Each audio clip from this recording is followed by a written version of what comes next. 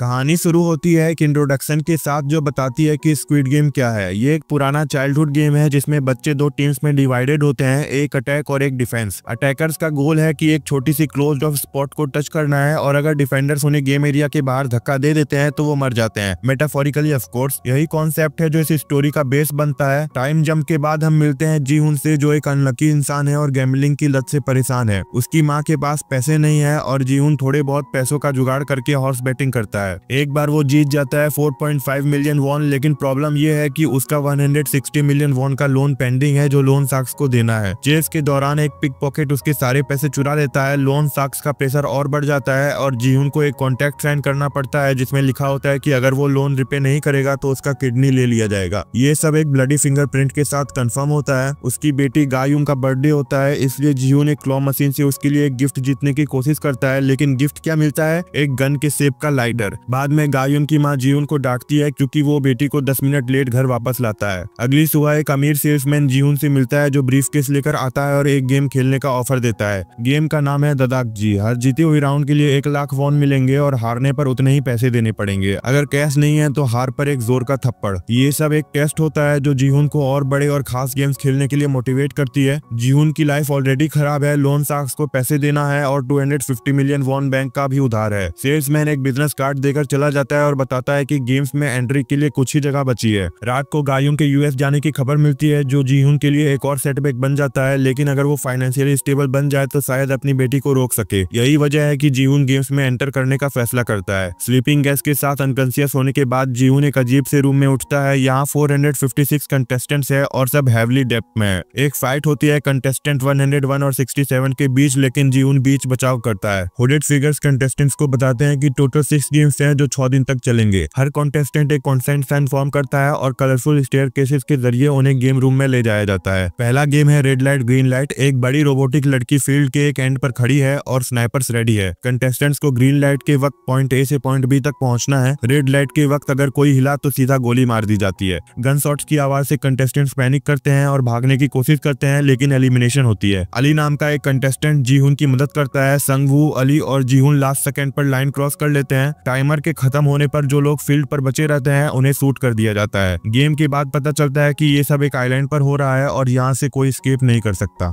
जब सब contestants dormitory में आते हैं, जी-हुन सांगवू और एक और कंटेस्टेंट का शुक्रिया करता है जो उसकी मदद करते हैं गेम में, लेकिन ये सब ज्यादा देर नहीं चलता क्योंकि स्टाफ वापस आ जाते हैं। अब सिर्फ 201 लोग बचते हैं। पहले राउंड के बाद सांगवू डिसाइड करता है कि वो एक प्लान बनाएगा और सबको वोट करने के लिए कन्विंस करेगा ताकि गेम्स खत्म हो जाए और सब घर वापस जा सके। वोटिंग से पहले प्राइज मनी दिखाया जाता है। हर कंटेस्टेंट के लिए 100 मिलियन वॉन डिसाइड किया गया है और अब तक टोटल 25.5 बिलियन वॉन कलेक्ट हो चुका है। अगर सब गेम्स छोड़कर चले जाते हैं तो पैसा उन कंटेस्टेंट्स की फैमिली को दिया जाएगा जो मर गए हैं, और जो जिंदा है उनको कुछ भी नहीं मिलेगा। वोट काफी क्लोज होता है और प्लेयर 001 जो एक ओल्ड अंकल है लास्ट वोट करते हैं। वो डिसाइड करते हैं कि गेम्स को बंद कर दिया जाए। हाफ कंटेस्टेंट्स खुश होते हैं और बाकी अपसेट हो जाते हैं। उसके बाद सबको उनकी पुरानी लाइफ में वापस भेज दिया जाता है, लेकिन एक बात क्लियर होती है, अगर उनका मन बदले तो वो दोबारा गेम्स ज्वाइन कर सकते हैं। अपनी पुरानी जिंदगी में वापस जाके सांगवू अपने पैसे के प्रॉब्लम्स फेस करता है। उस पे 6 बिलियन वॉन का कर्ज है और उसके क्रेडिटर्स उसे लगातार टेक्स्ट भेजते हैं। जब उसकी माँ को पता लगता है कि उस पर अरेस्ट वारंट है तो वो काफी सैड हो जाती है। सांगवू एक और कंटेस्टेंट अली की मदद करता है जो उसके पास आता है। अली के बॉस ने उसका पैसा देने से मना कर दिया। दोनों के बीच एक झगड़ा होता है और उसमें उसके बॉस का हाथ क्रश हो जाता है। अली बॉस की गिरा हुआ पैसा उठाता है और घर भाग जाता है। वहाँ वो अपनी बीवी को पैसा देता है और कहता है कि वो पैकिंग करे और चली जाए। दूसरी तरफ जी-हुन पुलिस स्टेशन जाता है और अपनी स्टोरी बताता है, लेकिन पुलिस वाले उसकी बात मानने को तैयार नहीं होते। जो नंबर बिजनेस कार्ड पे लिखा होता है वो एक रैंडम औरत के फोन पर लगता है जो गेम से कनेक्टेड नहीं लगती। जी-हुन के पास अब कोई मदद नहीं है। उसकी माँ की तबीयत खराब हो जाती है। डॉक्टर्स बोलते हैं कि डायबिटीज की वजह से उनके लेग्स एम्प्यूटेट करनी पड़ सकती है, लेकिन माँ कहती है कि वो और ज्यादा कर्ज नहीं लेना चाहती और हॉस्पिटल से चली जाती है। जी-हुन उनसे प्रॉमिस करता है कि वो उनके लिए पैसा लाएगा। जी-हुन एक दिन प्लेयर 1 से फिर मिलता है। दोनों एक दुकान के बाहर बैठ के ब्राइड रामेन और सोजू शेयर करते हैं। प्लेयर 1 डिसाइड करता है कि वो गेम्स वापस ज्वाइन करेंगे। दियोक स्यू प्लेयर 101 जो एक गैंग मेंबर है, उसको भी बड़े बॉस लोग के प्रेशर का सामना करना पड़ता है। उसका प्लान है कि वो गेम्स वापस ज्वाइन करेगा और ऑर्गेनाइजर ऑर्गेनाइजर्स को धोखा देके सारा पैसा ले लेगा। एक पुलिस ऑफिसर जुन हूँ जो जी हुन के स्टोरी पर यकीन करता है अपनी इन्वेस्टिगेशन शुरू करता है। उसका भाई भी एक कार्ड पाके मिसिंग हो गया था। जुन हो जी हुन से मदद मांगता है लेकिन जी हुन मना कर देता है। बाद में सब कंटेस्टेंट्स वापस गेम्स में आने की तैयारी करते हैं। सब विलिंगली कार्स में जाके गैस के थ्रू अनकॉन्शियस हो जाते हैं, लेकिन जुन हो उन्हें सीक्रेटली फॉलो करता है और प्लेयर 67 प्रिटेंड करती है कि वो गैस की वजह से बेहोश हो गई है।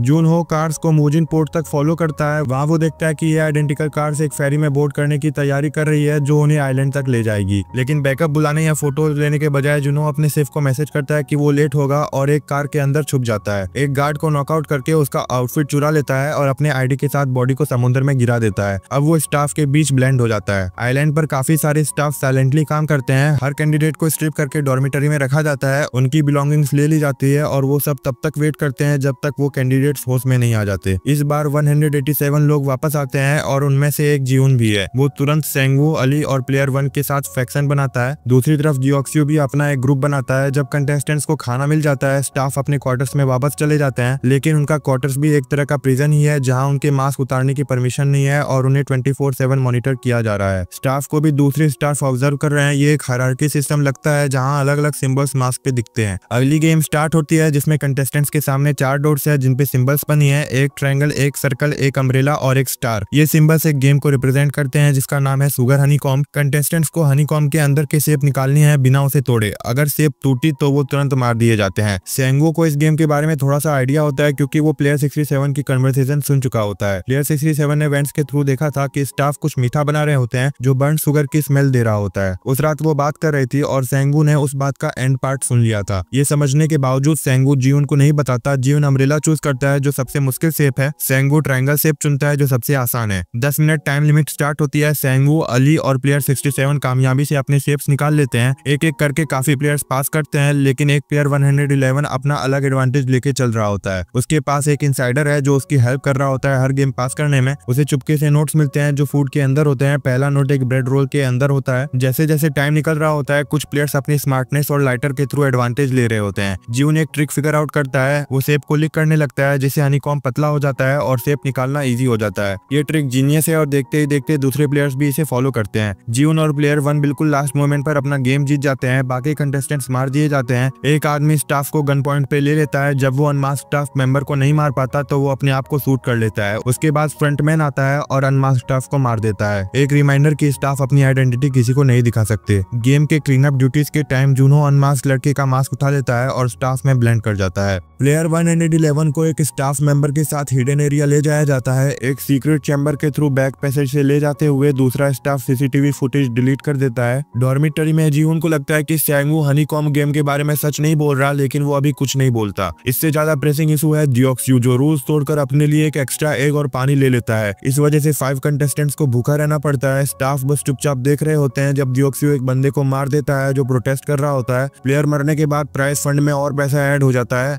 डेड बॉडी इन्फर्मरी में भेजी जाती है जहां जुनो एक स्क्वायर मास्क पहनकर सुपरवाइजर बन जाता है। प्लेयर 111 को क्लियरली अंदर की बातें पता है और वो क्लीन अप क्रू के साथ एक शैडोई मिशन पर काम कर रहा है। उसके इन्फॉर्मेंट्स बताते हैं कि रिड्यूस ड्यूरेशंस का असली पर्पस था प्लेयर्स को एक दूसरे के खिलाफ करना और वीकलिंग्स को एलिमिनेट करना। 111 के एग में एक और सीक्रेट मैसेज होता है, लेकिन वो उसे खा जाता है इससे पहले कि हमें कुछ देखने को मिले। मैसेज का मेन जिस्ट ये होता है कि अगला गेम क्या होने वाला है। उसे बोला जाता है कि वो स्ट्रॉन्गेस्ट टीम के साथ रहे जो कि जियोक्सियो का गैंग है। 111 उनके साथ मिल जाता है और जियोक्सियो को अगले गेम का हिंट दे देता है। लाइट्स आउट होने के बाद केओस शुरू हो जाता है। जियोक्सियो और उसका गैंग नाइफ और ब्रोकन ग्लास लेकर दूसरे कंटेस्टेंट्स पर अटैक करते हैं। जीवन प्लेयर 1 को ढूंढने निकलता है जो अपनी बेड पर नहीं होता। बाकी सब स्क्रैम्बल करते हैं और नीचे बॉडीज का ढेर लग जाता है। प्लेयर 67 जीवन के ग्रुप के साथ ज्वाइन कर लेती है। प्लेयर 1 बेड्स के ऊपर खड़े होकर सबसे रिक्वेस्ट करता है कि वो लड़ना बंद करे क्योंकि वो डर गया है। फ्रंटमैन सब कुछ देख रहा होता है और गार्ड्स को अंदर भेजकर फाइट स्टॉप करवाता है। लगता है स्टाफ को पहले से पता था कि ऐसा होने वाला है। इसके बाद प्लेयर्स का नाम रिवील होता है। प्लेयर 67 का असली नाम सेबियोक है और प्लेयर 1 डायमेंशिया से सफर कर रहा है, अपना नाम तक याद नहीं है। दूसरी तरफ जुनहो को पता चलता है कि नेक्स्ट रूम का बंदा मोर्स कोड में कफ कर रहा है। जुनहो डॉट्स और डैशेस लिखता है और नंबर 29 डिकोड होता है जो उसका रूम नंबर है, पर उसे ज्यादा टाइम नहीं मिलता क्योंकि तीसरा गेम शुरू होने वाला है। ये एक टीम गेम है जिसमें कंटेस्टेंट्स को 10 के ग्रुप्स में डिवाइड किया जाता है। 111 जो पहले से जानता है गेम क्या है जियोक्सू को ज्यादा मर्द मेंबर्स रिक्रूट करने के लिए कहता है। जीहुन भी वही स्ट्रेटेजी फॉलो करता है, लेकिन प्लेयर 212 को इनिशियली पुश कर देता है, फिर भी वो जीहुन के ग्रुप में ज्वाइन कर लेती है। गेम काफी इंटेंस है, ये टग ऑफ वॉर है जिसमें दोनों टीम्स हाई टावर्स पर लटक कर खेलते हैं। जो टीम हार जाती है वो नीचे गिरकर मर जाती है। टीम 4 का मैच टीम 5 के साथ लगता है जो पूरे मर्दों का टीम है। प्लेयर 1 स्मार्टली टिप्स देता है कैसे खेलेंगे। सैंगवू एक रिस्की मूव करता है और सबसे कहता है कि वो 3 स्टेप्स आगे बढ़े। टीम 4 आगे बढ़ती है जिस वजह से जीहुन और उसकी टीम एज पर लटक जाती है। ये स्ट्रेटेजी काम करती है और टीम 5 हार जाती है और टीम 4 जीत जाती है। जब डिसफंक्शनल ग्रुप वापस डॉर्मिटरी में आते हैं तब वर्कर्स फ्रंटमैन और बाकी चार्ज में रहने वालों को डिसीव करते रहते हैं। एक कैस्केड पर ब्लडी क्रॉस मार्क करने के बाद बॉडी इंसिनरेटर में गिरने से पहले एक सीक्रेट चैम्बर में गिरती है। यहाँ पे डिफेक्टेड वर्कर्स नंबर 28 और 29 उस बॉडी का ध्यान रखते हैं। जुनहो जो अब नंबर 29 के डिस्गाइज में है इस रोल में ढल जाता है। डॉर्मिटरी में जीहुन की टीम एक बैरिकेड सेटअप करती है ताकि फिर से किसी अटैक का रिस्क ना हो। जीहुन जियोक्सू को वार्न करता रहता है कि वो ओवर कॉन्फिडेंट ना हो और उसे ये भी बताता है कि उसके साथी उस पर भरोसा नहीं करते। जैसे कहते हैं चोर चोर मौसेरे भाई नहीं होते। दूसरी तरफ प्लेयर 111 जो एक डॉक्टर है का करप्ट वर्कर्स के साथ एक डील चल रहा है। सीसीटीवी फुटेज डिलीट करने के बाद वो डेड बॉडीज के ऑर्गन्स निकालने और उन्हें मेनलैंड भेजने में मदद कर रहा है। रिटर्न डॉक्टर को नेक्स्ट गेम के बारे में इंफॉर्मेशन दी जा रही है, लेकिन ये सब तब तक चल सकता है जब तक वो पकड़े ना जाए। ऑर्गन्स को बैक करने के बाद नंबर 28 और नंबर 29 को हैंड ओवर किया जाता है। नंबर 29 एक्चुअली जुनहो होता है जो डिस्गाइज में काफी अच्छी तरह ब्लेंड कर लेता है, लेकिन 111 गार्ड्स पर अपना ट्रस्ट खो देता है जब वो नेक्स्ट गेम के डिटेल्स रिवील करने से मना करते हैं। गुस्से में वो एक फेमिलियर प्लेग्राउंड की तरफ चला जाता है। कैमरास पे पकड़े जाने के बावजूद फ्रंटमैन ऊपर आकर एक वर्कर को गोली मार देता है और डॉक्टर 111 को भी शूट कर दिया जाता है। ये रिमाइंडर है कि ये गेम फेयर होने चाहिए। नीचे बेसमेंट में जुनो का डिस्गाइज स्टाफ मेंबर 28 के सामने रिवील हो जाता है। जुनो बिलीव करता है कि ये लोग उसके भाई के लिए रिस्पॉन्सिबल है, लेकिन 28 इस बात से मना कर देता है। लेकिन वो एक लिस्ट का लोकेशन बता देता है जिसमें उन लोगों का जिक्र है जो ऑपरेट किए गए थे। एक लड़की का मेंशन भी है जिसे इन लोगों ने रेप करने के बाद उसके ऑर्गन्स निकाल लिए थे। ये सुनकर डिस्गस्टेड जुनो उस आदमी को शूट कर देता है। फ्रंटमैन को जल्दी समझ आ जाता है कि जुनो उनमें से नहीं है और अलार्म बेल्स बजने लगती है। जुनो रिकॉर्ड रूम्स में छुप जाता है और फाइल्स के थ्रू सर्च करने लगता है। स्क्विड आर्चिव्स नाम का एक सेक्शन में उसे सब प्लेयर्स की डिटेल्स और मेडिकल रिकॉर्ड्स मिलते हैं। एक ड्रॉअर के अंदर एक ब्लैक बॉक्स है जो पिंक रिबन से बंधा हुआ है। उसमें विनर्स की लिस्ट है जो 1990 तक जाती है। उसे एक नाम दिखता है प्लेयर 132 वांग इन हो। 2015 के रिकॉर्ड से उसे कंफर्म होता है कि उसका भाई भी इन गेम्स का पार्ट था। जीहुन प्लेयर 1 की मदद करता है उसके गीले कपड़ों को छुपाने के लिए एक हुडेड जंपर यूज करते हुए। बेचारा प्लेयर 1 डर के मारे टेंशन में है पर अब तक काफी अच्छे से अपने इमोशंस कंट्रोल कर रहा है, लेकिन उसका डर वापस आ जाता है जब डॉक्टर्स और करप्ट गार्ड्स को स्टेयरवेल में लटका हुआ दिखाया जाता है। सब प्लेयर्स के लिए एक वार्निंग के तौर पर। मैसेज क्लियर है, जो अनफेयर एडवांटेज लेने की कोशिश करेगा उसका अंजाम बुरा होगा। प्लेयर्स इस वार्निंग को सीरियसली लेते हैं। दूसरी तरफ जुनहो आर्चीव्स में सब एविडेंस का फोटोज खींच रहा होता है। एक फोन कॉल फ्रंटमैन को वापस लाता है और जुनहो छुप जाता है। फ्रंटमैन किसी से इंग्लिश में बात करता है और कंफर्म करता है कि नेक्स्ट गेम टाइम पर शुरू होगा। सांस अंदर लेकर वो अगले इवेंट्स को ओवरसी करने के लिए तैयार होता है। अगला गेम स्टार्ट होता है जिसमें प्लेयर्स को पेयर्स में डिवाइड होना पड़ता है। दो प्लेयर्स जब एक दूसरे के साथ टीम बनाने एग्री करते हैं तो हैंडशेक करना जरूरी होता है। मिनियो एक वाइल्ड कार्ड बन जाती है और सैंगवू और जीहुन दोनों उससे पेयर करने में हेजिटेट करते हैं। 10 मिनट का टाइम लिमिट खत्म होते होते मिनियो को कोई पेयर नहीं मिलता और वो गार्ड्स के साथ चिल्लाती और लड़ती हुई ले जाई जाती है। सैंगवू और अली एक टीम बनते हैं और जीहुन प्लेयर 1 के साथ पेयर कर लेता है। गेम एरिया पहुंचते ही हर टीम को एक बैग दिया जाता है जिसमें 10 मार्बल होते हैं। गेम का विनर वो होगा जो अपने अपोनेंट्स के सारे मार्बल्स जीत ले। टाइम लिमिट है 30 मिनट्स पर ये उतना आसान नहीं जितना लगता है। हर प्लेयर ने अपने ट्रस्ट वाले पार्टनर के साथ पेयर किया है, इस वजह से ये राउंड इमोशनली पेनफुल है। सब अलग अलग गेम्स खेल रहे होते हैं पर प्लेयर 1 खेलने के लिए तैयार नहीं होता। वो कहता है कि ये एरिया उसके पुराने नेबरहुड की तरह है और वो अपना घर ढूंढने चला जाता है। जीहुन उसे खेलने के लिए इंसिस्ट करता है और फाइनली दोनों ऑड और इवन खेलते हैं, लेकिन प्लेयर 1 काफी चिल रहता है। जियोक्सू का मिनियन लगभग उससे जीत जाता है पर जियोक्सू एक डिफरेंट गेम चूज करके बच जाता है। दूसरी तरफ सेबियोक अपने नॉर्थ कोरिया से भागने की कहानी जी योंग के साथ शेयर करती है। वो प्राइज मनी जीत कर अपने फैमिली को जेजू आइलैंड ले जाना चाहती है। जी योंग अपनी मार्बल थ्रो गेम्स में सेबियोक के लिए सेक्रीफाइस करती है और कहती है कि उसके पास जीतने के लिए कुछ बचा ही नहीं है।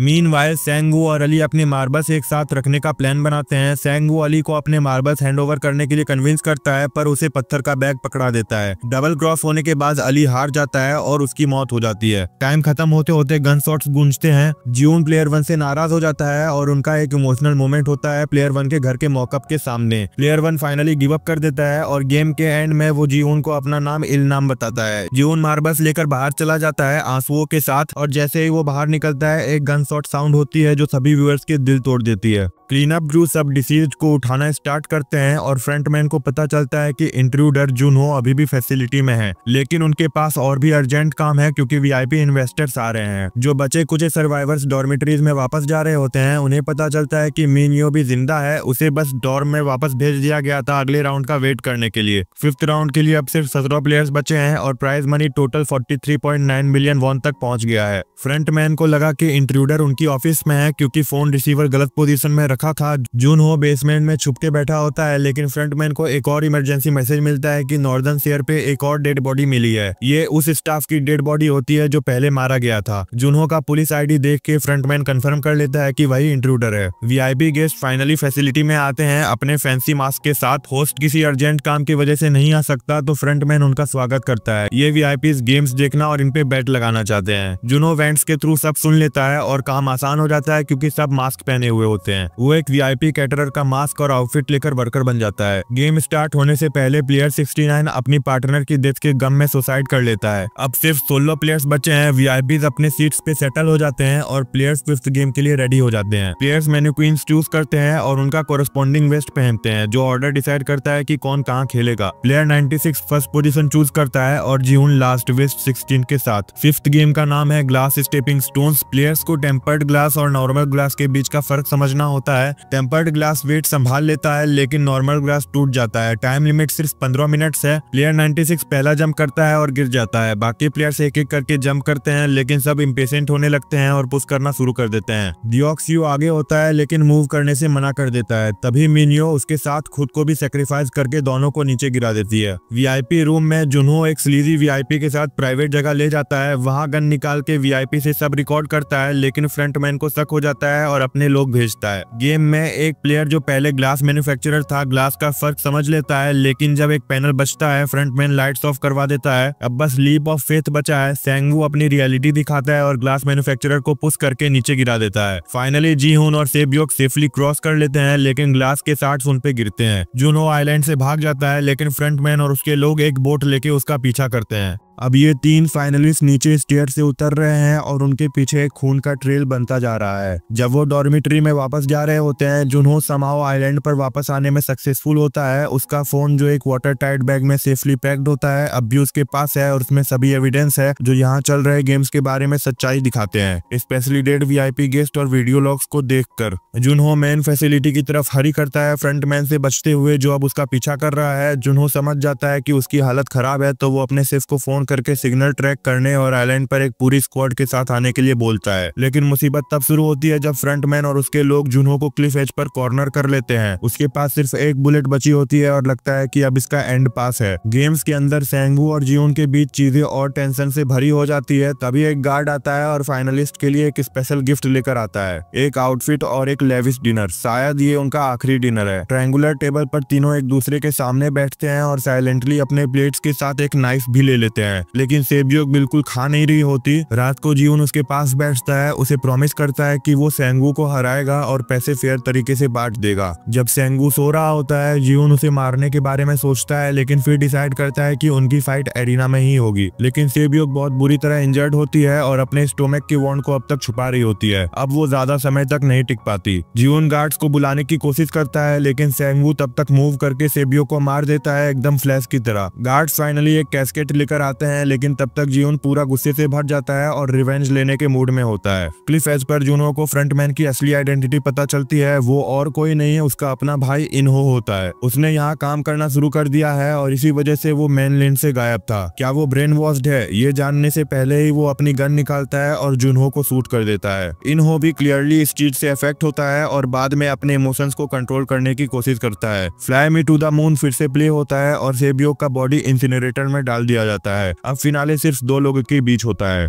फिनाले बिल्कुल उसी तरह शुरू होता है जैसे ये स्टोरी स्टार्ट हुई थी। चाइल्डहुड के स्क्विड गेम के रूल्स के साथ सिर्फ 2 कॉम्पिटिटर्स बचे हुए हैं इस फाइनल चैलेंज के लिए, सेंगवू और जीहुन। अब सब कुछ इस गेम पर डिपेंड करता है। दोनों अलग अलग साइड्स पर है, एक ऑफेंस और एक डिफेंस पर जीहुन ऑफेंस चूज करता है। वीआईपीज ऊपर से गेम को इंटरेस्ट के साथ देख रहे हैं और फ्रंटमैन एक्सप्लेन करता है कि ये गेम सबसे ज्यादा फिजिकल और वायलेंट है चाइल्डहुड के दिनों से ही। इस गेम के कुछ ही रूल्स है। जीहुन के पास एक पॉकेट नाइफ है जो वो जीतने के लिए यूज करने का प्लान करता है। बारी शुरू होती है और दोनों एक दूसरे पर अटैक करते हैं। दोनों के बीच स्टिफ पंचेज एक्सचेंज होते हैं, लेकिन सेंगवू जीहुन के नाइफ को छीन कर उस पर स्टैब करता है, पर फिर भी ये किलिंग ब्लो नहीं होता क्योंकि जीहुन सेंगवू के अटैक को थ्वाट्स कर देता है और उसके लेग का एक चंक बाइट कर लेता है। नाइफ जो जीहुन के हाथ में घुसा है उसे निकाल कर वो सेंगवू को स्टैब करने का प्लान करता है, पर लास्ट मोमेंट पर वो डिसाइड करता है कि वो उसे नहीं मारेगा। जीहुन वॉक करता है फिनिश लाइन की तरफ, पर क्रॉस करने से मना कर देता है। वो रूल 3 इनेक्ट करके गेम्स यहीं खत्म करने का डिसीजन लेता है, मतलब वो प्राइज मनी छोड़कर अपने दोस्त को बचाना चाहता है। लेकिन सेंगवू खुद अपने गले में चाकू घुसा लेता है और जीहुन से रिक्वेस्ट करता है कि वो उसकी माँ की हेल्प करे, फिर उसकी मौत हो जाती है। इस तरह जीहुन डिफॉल्ट विनर बन जाता है। गेम्स खत्म होने के बाद जीहुन को ब्लाइंड फोल्ड करके एक लीमो में ले जाया जाता है। फ्रंटमैन उससे मिलता है। इन्हो कहता है कि ये गेम्स घोड़ों पर बैटिंग करने जैसा है। उसके बाद जीहुन को ड्रग करके सड़क पर छोड़ दिया जाता है। उसके मुंह में क्रेडिट कार्ड होता है। क्रेडिट कार्ड का यूज करके जीहुन अपने बैलेंस को चेक करता है। उसका पिन नंबर होता है 0456 और वो 10,000 वॉन विथड्रॉ करता है। अब उसके अकाउंट में ऑलमोस्ट 46 बिलियन वॉन मतलब ऑलमोस्ट 410 करोड़ रुपए हैं। बाद में जीहुन अपनी पुरानी नेबरहुड जाता है और सेंगवू की माँ से मिलता है। वो उसे मैकरल देता है पर अपने दोस्त की मौत के बारे में कुछ नहीं बोलता। जीहुन जब घर जाता है तो अपनी माँ को जमीन पर गिरा हुआ पाता है। वो उसे बचाने की पूरी कोशिश करता है पर वो मर चुकी होती है। जीहुन अपनी माँ की डेथ का शोक मनाता है। 1 साल बाद सीन दिखाया जाता है जहाँ जीहुन एक बदला हुआ इंसान लगता है। बैंक मैनेजर उसे मिलता है और फाइनेंशियल एसेट्स को ग्रो करने का सजेशन देता है, पर जीहुन अनइंटरेस्टेड होता है। वो सिर्फ 10,000 वॉन विथड्रॉ करता है और डॉग्स पर जाके एक रोज खरीदता है। रोज के साथ एक ब्लैक एनवलप होता है जिस पर लिखा होता है दिसंबर 24 11:30 PM sky building 77th floor. Sender का नाम होता है योर जिगानबू। जीहुन टाइम पर स्काई बिल्डिंग में पहुंचता है और देखता है कि इल नाम जिंदा है। इल नाम कहता है कि वो ही गेम्स के पीछे का मास्टरमाइंड है। उसने ये गेम्स बनाई थी रिच लोगों के एंटरटेनमेंट के लिए। इल नाम कहता है कि उसने गेम्स में इसलिए पार्टिसिपेट किया क्योंकि वो अपने डेथ से पहले एक बार मजा लेना चाहता था। वो अपनी मर्जी से गेम्स में खेलने गया और इस बात का पता तब लगता है जब वो सच्चाई रिवील करता है। मिडनाइट टाइम होते ही इल नाम की असली मौत हो जाती है। जीहुन सच जानने के बाद अपना हेयर कट और रेड डाई करवा लेता है। वो सेबियोक के ब्रदर चियोल को सेंगवू की माँ के साथ रहने के लिए छोड़ता है और उनके लिए एक सूटकेस भर के पैसा दे जाता है। सूटकेस के अंदर एक नोट होता है, इट्स द मनी आई ओ सेंगवू। एयरपोर्ट पर जीहुन एक और व्यक्ति को गेम में पार्टिसिपेट करते हुए देखता है। वो उसका बिजनेस कार्ड लेकर उसे रोकता है। फ्रंटमैन को कॉल करके जीहुन कहता है कि वो इसका बदला लेगा। ट्रेन में चढ़ने के बजाय वो पलट कर चला जाता है, डिटरमाइंड टू फाइट बैक्स और गेम्स को हमेशा के लिए खत्म करने के लिए। इसी के साथ ये सीजन यहाँ एंड होता है। फुल सीजन देखने के लिए मेरा टेलीग्राम चैनल ज्वाइन करे। जैसे ही सीजन 2 आएगा तो मैं उसका भी रिकैप करूंगा, तो चैनल को सब्सक्राइब कर ले। वीडियो पसंद आई हो तो लाइक करे। Thank you so much for watching.